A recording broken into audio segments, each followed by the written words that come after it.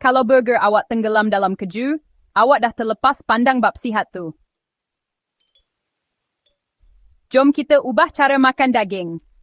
Pertama, pilih daging yang kurang lemak macam dada ayam, ikan atau daging lembu tanpa lemak.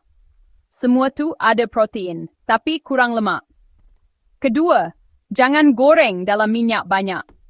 Bakar, kukus atau panggang lagi ringan dan sedap. Ketiga, tambah sayur dalam pinggan awak. Lagi banyak warna, lagi banyak serat, lagi banyak vitamin. Memang bagus. Keempat, jaga saiz hidangan awak. Sekeping sebesar tapak tangan dah cukup. Dan akhir sekali, kurangkan sos. Tukar sos krim kepada perahan lemon atau herba. Ingat, makan sihat tak bermakna tak sedap. Lim. Maksudnya buat pilihan bijak dan suka makanan awak. Cuba tips ni dan tengoklah betapa sedapnya makan daging secara sihat.